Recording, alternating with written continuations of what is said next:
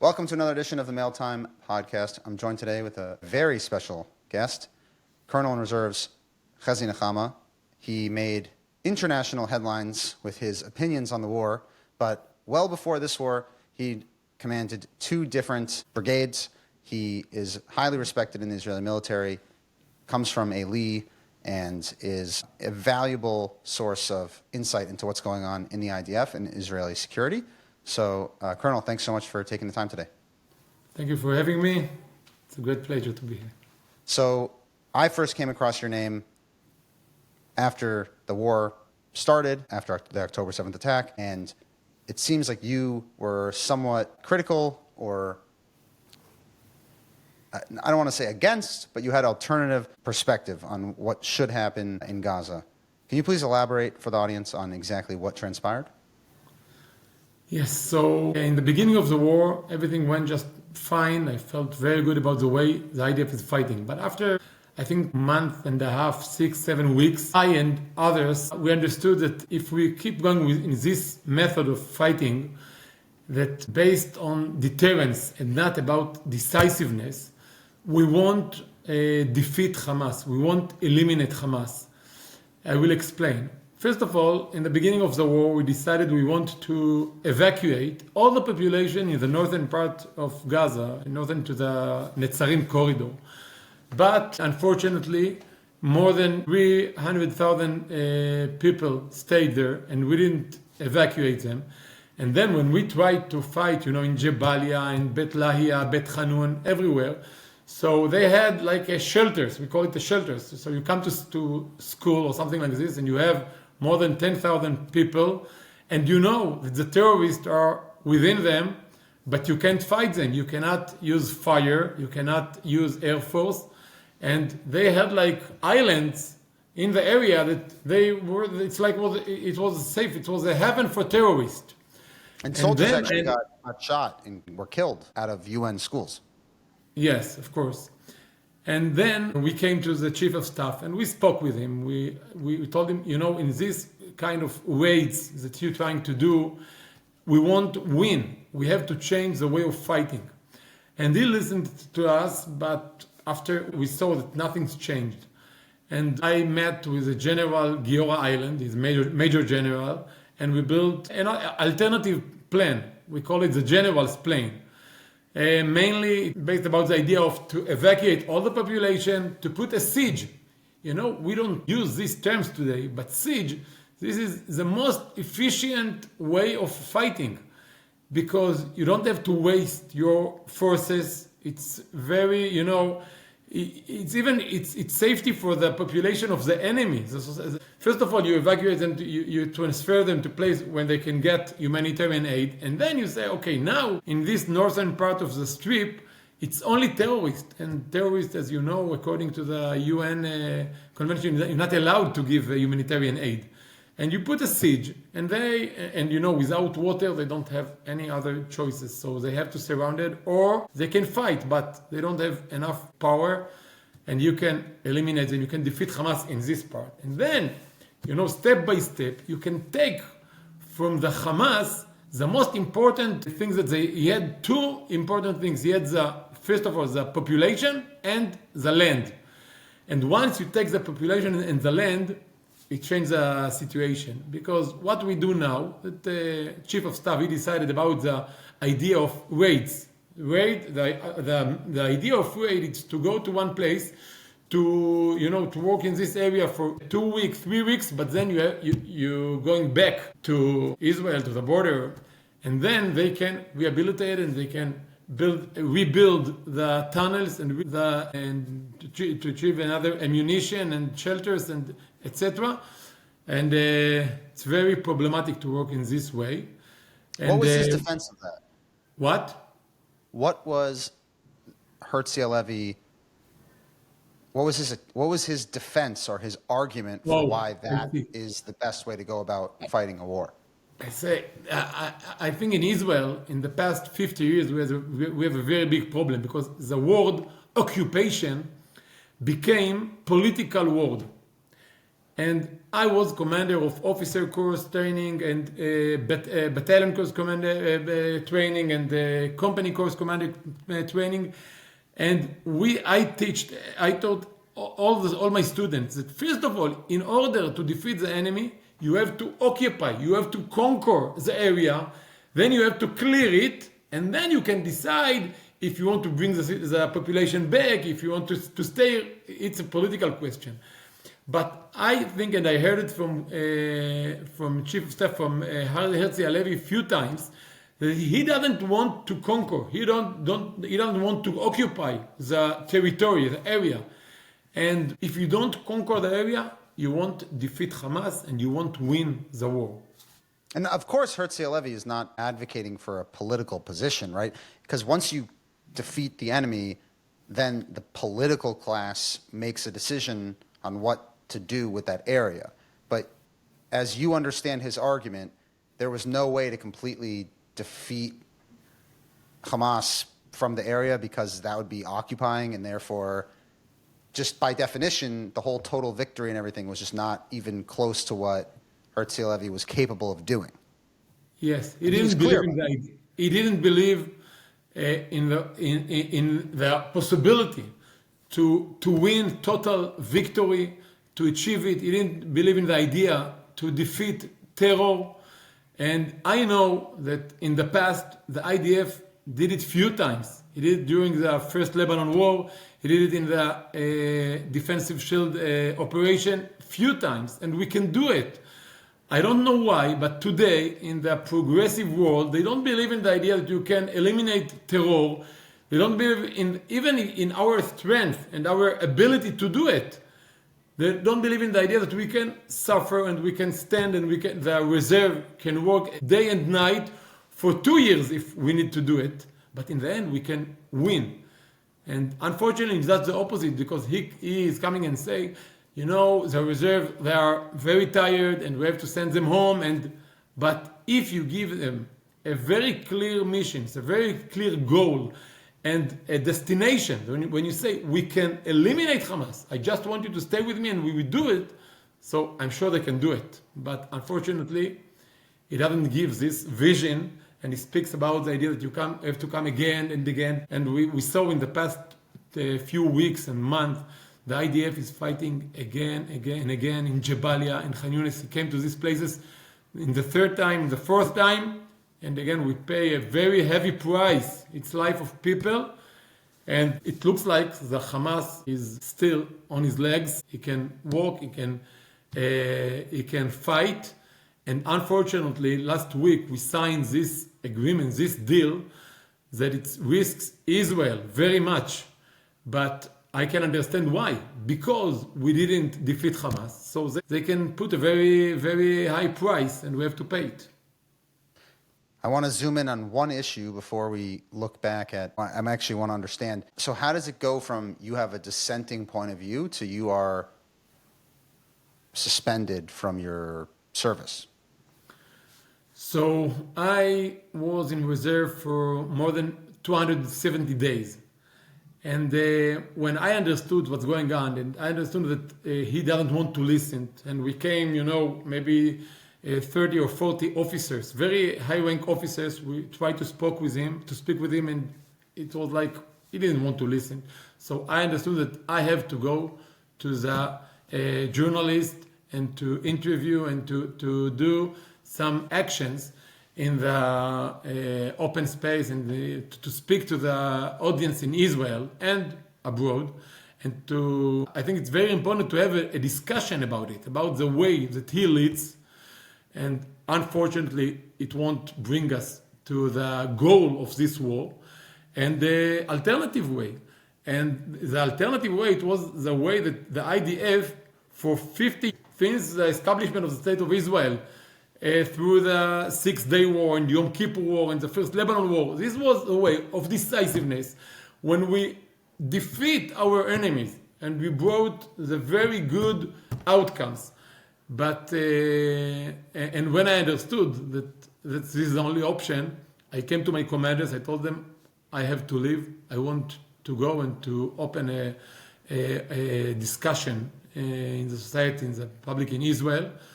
And when I went to the TV and radio and internet everywhere, people listened to what we had to say, what we have to say. And he, specifically chief of staff, he didn't like it. So he gave an order to freeze my service in the reserve. And the officer called me and told me, you have to stop. We won't call you in the next year till you stop to speak this way publicly. And I had to leave, unfortunately, because I love the army very much. I served in the army for 29 years. So I love the system, I love the people, I love the idea to volunteer and to give to my people. But I believe that what we do now, it's very important. If I can do it within the army, I'll do it within the army. But if I can't, I will do it in my way. Meanwhile, I think it works because people listen to us. We had a very big conference just in June, more than thousands officers came to our conference. We brought many high-rank officers, doctors, professors that spoke. It was very interesting. It had a lot of influence here in Israel. I know that every day we have interviews. They ask us to come to all the channels, 11, 12, 13, 14 in the radio. And the public in Israel, they want to hear more about this way of fighting, that we can defeat the enemy, that we believe in the idea that the good guys have to win the bad guys, and it's possible. And we don't have to think in a way that people that don't believe in these basic ideas. So now I have to ask about something that I've observed and being in touch with so many of the soldiers, and you talk about Eli and people wanting to fight and the tiredness.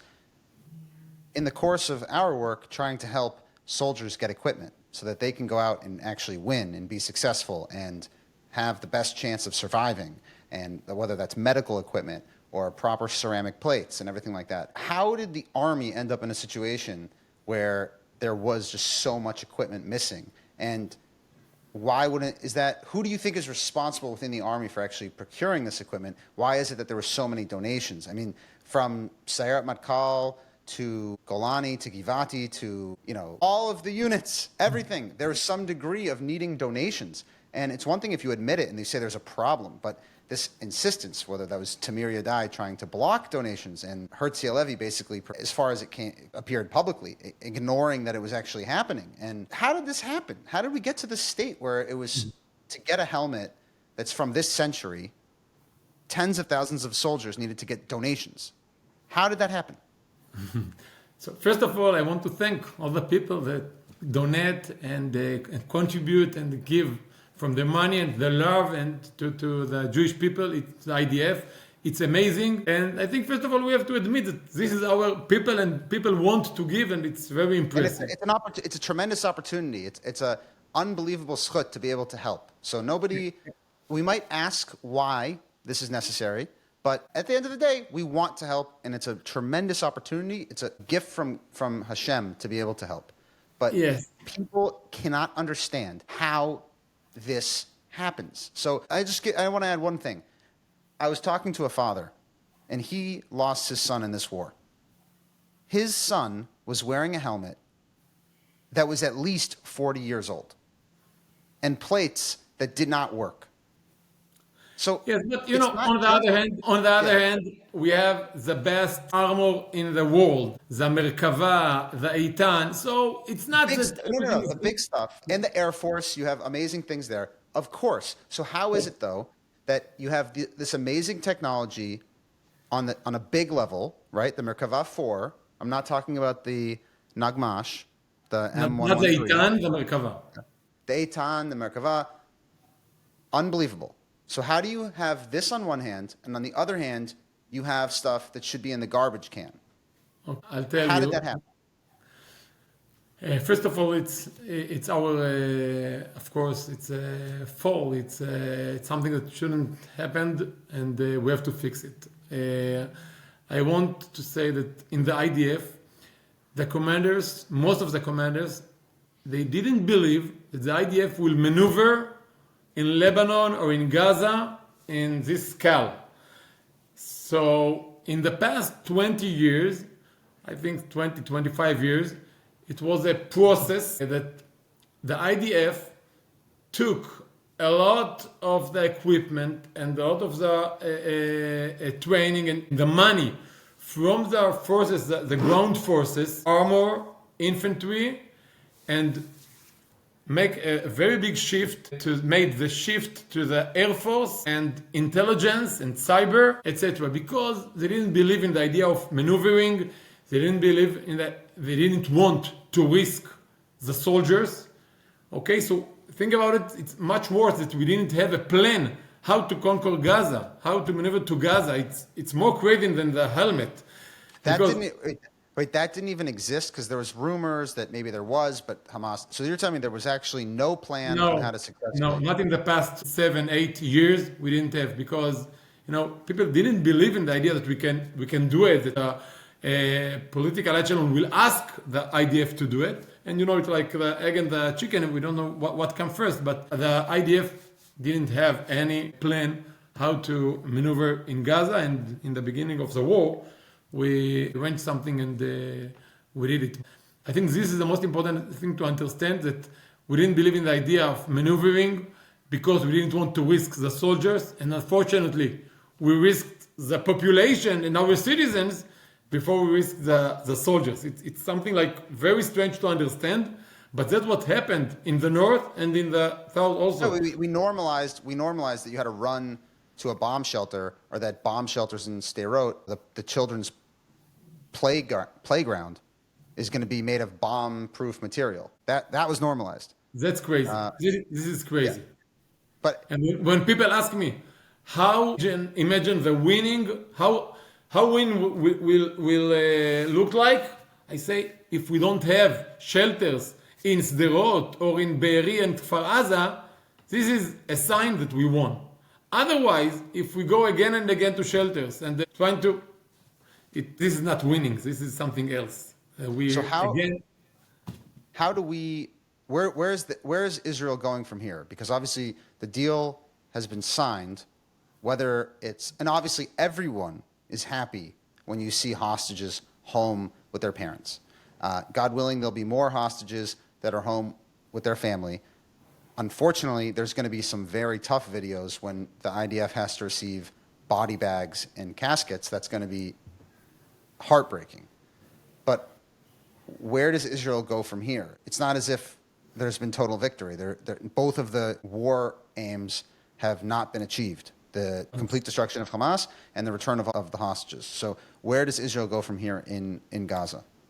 So first of all, I think that the reason that we had to agree to this kind of deal that risks the citizen of Israel, it's because we didn't brought the outcomes that the political echelon demanded from us. Because we didn't defeat Hamas, so we put a very high price about every hostages, etc. And you should also note that the political echelon at the time that voted for it was Gadi Eisenkot, Benny Gantz, Yoav Gallant, and Bibi. This is not just a quote-unquote Smotrich, Ben Gvir thing. First of all, we have to admit that the IDF didn't brought the outcomes that was expected. Second, I don't believe that there is a lot of chances that the deal go to the B phase and the third phase because there are some reasons. First of all, we have to understand that Hamas, for sure, it doesn't know about all the hostages. Some of them just buried in tunnels or under a building that was collapsed or something like that. He doesn't know about all of them. Second of all, he won't release all of them. We have to understand it. This is his insurance to keep himself in rule and in life. So always he wants to keep for himself at least 10 hostages. I don't know exactly, of course, but he won't release all of them. Third of all, if we speak about the idea that we, and as Trump administration say, we won't let them to stay in a position and to control Gaza, they won't agree to this concept. So we see that I don't know when. It will be in the 40th day or in the second day, or I don't know when exactly. But I believe that we are going to go back to war, and then we have to bring something else, something that we didn't do in the past 15 months. And as I said in the beginning, we brought the idea of the general's plan. We don't in love in this plan specifically, but we have to see something that works differently than what we did. As Einstein said, if you do the same actions, you can't expect to other outcomes. Yeah, it will be just the same. And as we all saw in the past few days, Hamas is still in power, and he still control Gaza, and he can do like a very big ceremony when brought back the hostages, and he control everything, and he has officers and the policemen. So he wasn't defeated till now, and we have to do it in other way. And I hope the new chief of staff, that I hope in the coming few days, the Minister of Defense will choose the best chief of staff that can lead the IDF in the state of Israel to a different way of fighting, that he believes in the idea that we can defeat Hamas and we can eliminate them. And I don't speak about the terrorist with the kalach. It's something that in the end, also in Judea and Samaria we have this problem. But I don't speak about no one that will, it's like, I always say it's like neo-Nazis. I don't care that today in Germany or in the United States there are a few neo-Nazis, because they can't harm me. But about the Hamas, we can't let them to be in Gaza and to have anti-tank missiles and to have drones and rockets. Everything that can cross the border, we have to eliminate. And this is something that I believe we can do it.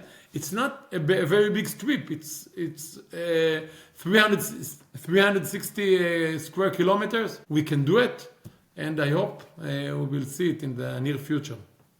And the secret weapon of Israel is the unbelievable soldiers who are out there doing whatever it takes. It's not only the soldiers, it's the families, it's the wives, it's the mothers. It's amazing. They're heroes, and one by one. Every conversation we have, I'll talk to someone's wife and they say, listen, I want my husband to have a night vision set. I want him to have a safe helmet. But he's still going out there even if he doesn't have that. And it's unbelievable. And these people are made from something else. It's really unbelievable to see. And there's people that even now, 470 plus days, they are completely determined and they want to see this through. And that definitely is something that they deserve, especially when they were asked to step up and people stepped up. And they're saying, we're here, we're trying to bring the military results, and they want to do it. And when it comes to exhaustion, people are exhausted, but people are pushing through because they realize what's at stake for the Jewish people, for the state of Israel. It's unbelievable to see these heroes, and it's completely made of something else.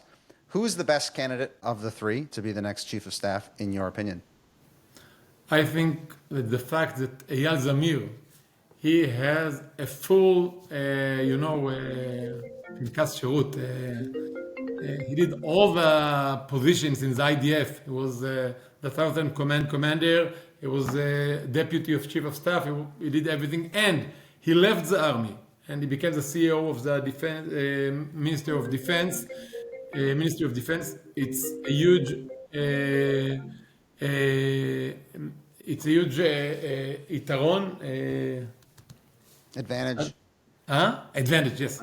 It's a huge advantage for him. And I think the fact that he is not from the, I call it the junta, but he's not from the Sanchanim, the paratroopers, that, it's like a heritage, that each one give the next one the chief of staff position. I think to bring someone from the armor, in the past 40 years, we didn't have a chief of staff from the armor. So I think, and he has a good spirit. He thinks in a decisiveness way. And I think the most important thing is to do that he, with the Minister of Defense, will speak. We see that they see eye in eye the situation and what we have to do in Gaza, and who we should appoint to the very important positions of the Southern Command and the Northern Command, the Commander, etc. And I think he will be the best candidate, and I'm sure he understands the importance of to adapt different way of fighting, and Be'ezrat Hashem, we will win a total victory. Amen to that. Two more questions before we wrap up here, and I know you're actually coming to the United States very shortly. We'll talk about that in a second, and that way people can understand how they can get involved and see what's going on with what you're trying to bring change. I want to touch on October 7th for 1 second. For people that don't live in Israel, the way that things are portrayed in the media can be a little bit confusing, to say the least. So there's this effort to have an investigation, and obviously you have to investigate what's going on. What happened? How did this happen? Where was the Army? Where was the Air Force? How did we end up with this horrific situation? What do you think is the best path forward to investigate those issues? First of all, I believe that the IDF should investigate. But because the fact that the chief of staff, he has a lot of responsibility. It's not only about the fact that he's chief of staff. He was the Southern Command commander, and he was the intelligence command commander. So, and he has a lot of responsibilities. So it's impossible that he will be the one that run all the investigation. We have to bring someone else, chief of staff in reserve, major general reserve, that take control of all the investigations. And, to make it clear that the army has to check, but we bring people from the reserve world, that they know the army very well, but they can make sure that no one trying to, minimize their responsibility in these issues. Because it's just, if you give the specific commander to check himself, it's impossible. Right. We have to bring somebody else. Here's my question as someone who's not in Army. I never served in the Army. From listening to the different sides, people that say we don't trust the Army investigations, so we want it to come from the political side, and then people saying I don't trust the political side, so I want it to come from the Army. And there's, aside from there being obvious security issues in disclosing classified sources or ways in which people gather technology, what about the idea of having the interviews or the investigations actually just published without necessarily even having conclusions? What about if you interviewed the chief of staff about what was going on and you just laid out exactly what he said, right? The transparency might encourage people to regain trust in the system, no? Yes, but we speak about two different kind of investigations, because first of all, the Army as a professional institute, he has to check and to have lessons in order to implement them tomorrow morning, in the next battle, in the next day, in the next war in Lebanon. So this is one thing that should be immediate. The other one, it's something that you have to build. It's a committee. It will take time. It checks also the political echelon and the military. So we have to differentiate between the two. And again, about the army, because we have a very clear very clear situation. The chief of staff himself is responsible to what happened. So we just have to bring someone else that run all the investigations and make sure that no one trying to to change the fact and to tell another story or to put another narrative in what happened. Because I don't speak about conspirations. I speak about just the idea that we have to be very clear what happened in the very specific in this night. Because I don't like the fact, for example, that the IDF 3 months ago, he published the investigation about what happened in Be'eri. And he found that Shaldag unit was there in this area. But I have to tell you, I don't care about what happened in Be'eri. I care about what was in the night of the 7th of October. What did they know and what happened? What's the decision that were taken during the night? What happened in the morning and who took the decisions and why many reserve battalions were in the bases and didn't run to the envelope of Gaza? This is the most important questions that will influence the continuation of the war and about the appointments that the IDF want to do, the chief of staff wanted to do. And from all these reasons, I believe that we have to bring somebody from outside from the army, from the reserve world, to be like inspector of the process of the investigations. The Be'eri report also itself was flawed in that just to recap some of the major points, when they said something about Shaldag and they said that they protected themselves instead of citizens or something to that effect, one of their friends just got killed by an RPG. There's stuff flying everywhere. They have no idea who's inside. They have no idea where the rest of the army is. And there's over 300 terrorists. So from the people that I spoke to, they were trying to regroup and figure out exactly what's going on. And then they got blasted in the pages there saying that they didn't do their job. Meanwhile, Avi Rosenfeld's in the bunker hiding somewhere, having a panic attack. I mean, the whole thing is crazy. And then if you see what Yamam said last week on Uvda, it contradicts the conclusions of the Be'eri report, because they said they were calling and the Air Force wasn't there, and then all sorts of back and forth. And it doesn't lead to having restoring the trust. Mm-hmm. Because when you say you're not dealing with conspiracy, I think the fact that more of the information isn't out there actually leads to conspiracy. Because when they put up weird reports, the soldiers there are saying, we went in there on essentially a suicide mission, and to get blasted when you didn't name specific units that were hiding or didn't do anything, you didn't name them in the report. And then additionally, when you say, oh, soldiers waited outside, I want to know which communication system were they on? What Kesher system did they have?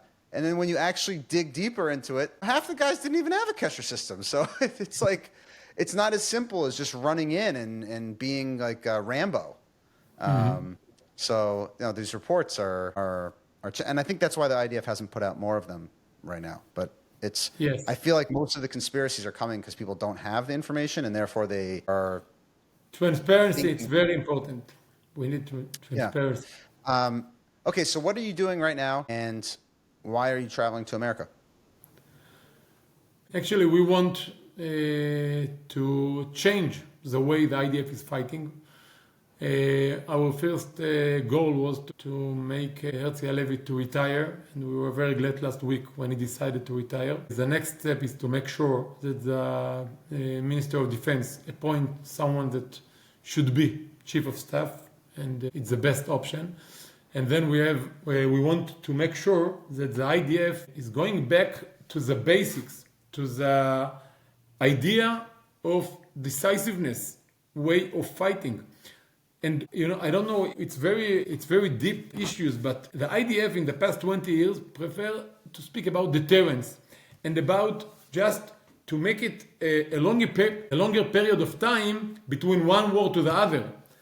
I don't think this should be our way of thinking. We should think about to eliminate the enemy here.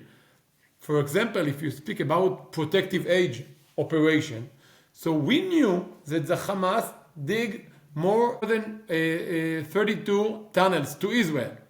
And instead of saying we want to defeat Hamas, we want to destroy Hamas, we say let's destroy the tunnels and we will punch the Hamas. And it should be just the opposite. We have to defeat, to destroy, to eliminate Hamas, and the same for Hezbollah, and the same for Hamas in Judea and Samaria. We can't live when we see people in Balata or Jenin, you know, tens of people that go with the weapons and shoot in the air. I believe once you see the weapon in the funeral or in the march in Balata, in the next day they will use it against citizens, against people. And so we have to change this mindset. We have many ideas. We write plans. We have different programs to bring into the IDF in different course.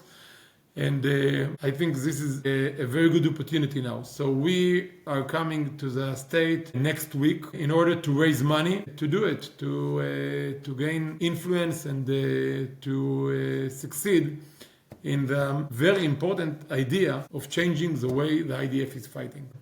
Look forward to connecting with you, and God willing, have an opportunity to have you back on the pod and talk about some of these ideas more in depth. I feel like, you know, we only talked about one area of the battle zone, and there's multiple more, additional fronts.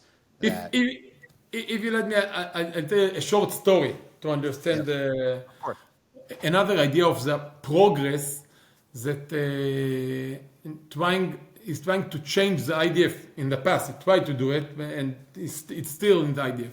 I was, in the past 20 years, the IDF put a lot of effort to integrate women into the battlefield as the fighters, etc. And I don't have a problem with it. It's okay if they have the same abilities, the same performance like the male.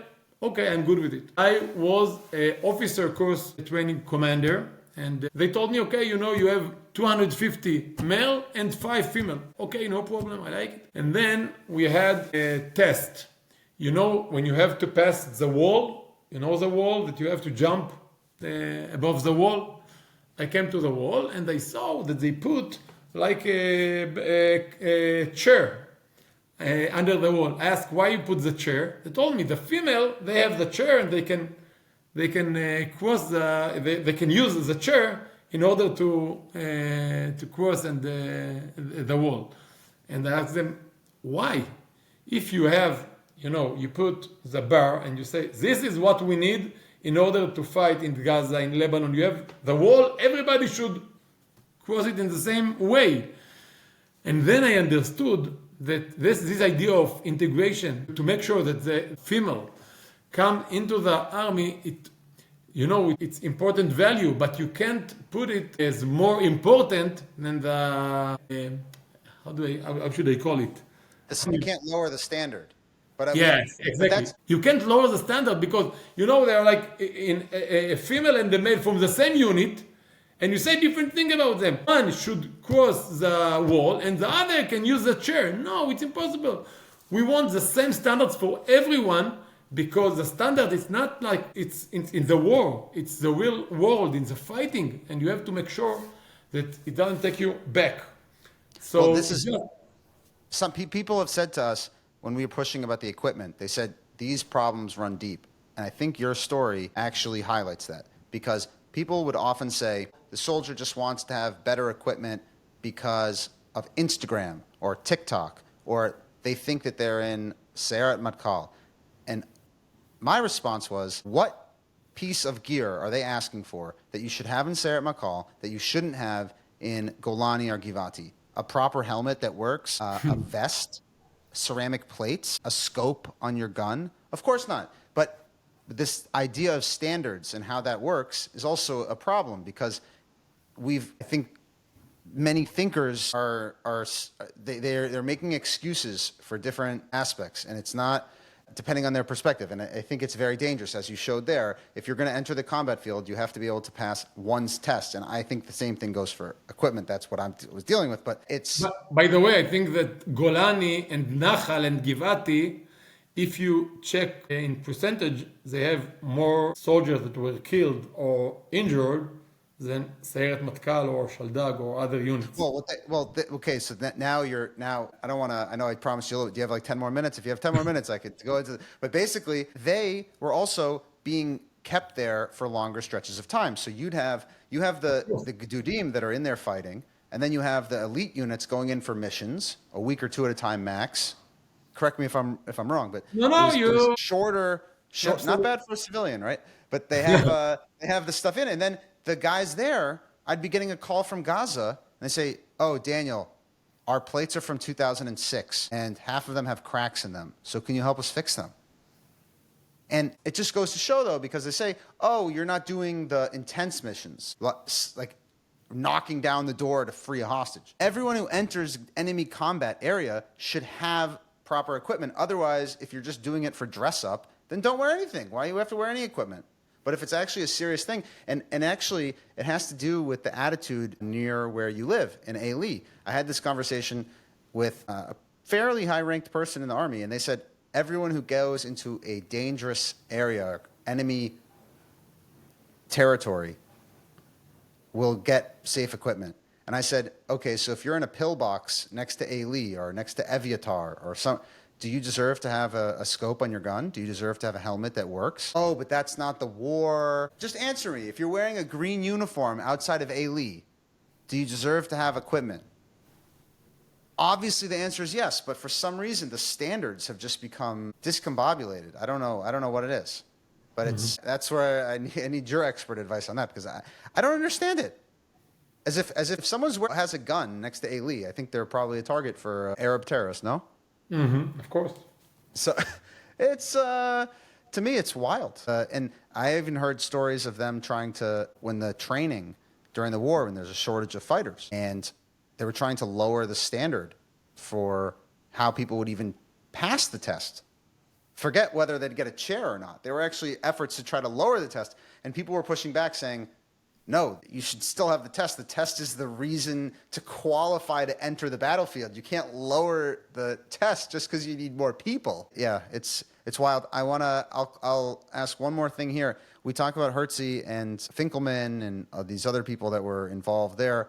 What was Gallant's involvement in terms of the implementation of the plan? Was he open to hearing what you were saying, or he also was in the camp that couldn't be told alternative perspectives? No, I think Gallant, since the very first day of the war, he and Hezi are just same. You can't find a crack between them, and they backed each other, so it was impossible. I felt like they were together against Prime Minister Netanyahu, and it was like, same. It was we tried to meet Gallant. He didn't want to meet us. Hezi, at least, he met us once, but Gallant didn't want to meet us. And I think that, and he spoke few times against the idea of Memshal Tzvai, military. How do you say it? Memshal Tzvai, military occupation or military. Military. Yeah, a rule, military control. Yes, he said it will take 5 or 6 divisions. I think it's hysterical. It's not real. We can do it with 2 divisions, but he didn't like the idea. And but I think, again, as I said in the beginning, if you don't conquer the area, if you don't clean it from the terrorists, no one will come and help you. Not the Emirates, not the Americans, no one. You have to defeat Hamas in order to bring someone else. And the fact that they, Chief of Staff, Minister of Defense in the past, they want to speak about the day after, it's a mistake. You can't speak about the day after. First of all, you have to speak about the current day. And in the current day, it's going to take few months at least, that you have to defeat Hamas. Once you defeat Hamas, now you can speak about the day after. Maybe the Emirates, maybe the Egyptians, maybe America, I don't know who. But you can't speak about the day after before you finish with the current day, and that's what we have to do now.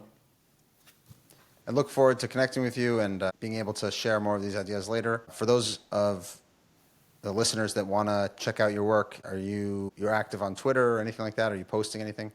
Yes, we have a website, Reserve Commanders, and we have in TikTok. I'll send you, and you can put a link. I'll put in the link, and we'll check it out. And God willing, we'll continue to share ideas and being able to have these conversations out in the open. I think it's very important, and I think it's helpful for people that care about Israel and are trying to understand the ideas that are at play to be able to have a complete picture of it and not necessarily always agree. It's good to be able to actually understand where the other side's coming from and have a discussion. So I really appreciate you taking the time, and have a safe trip over to the United States. We'll see you soon.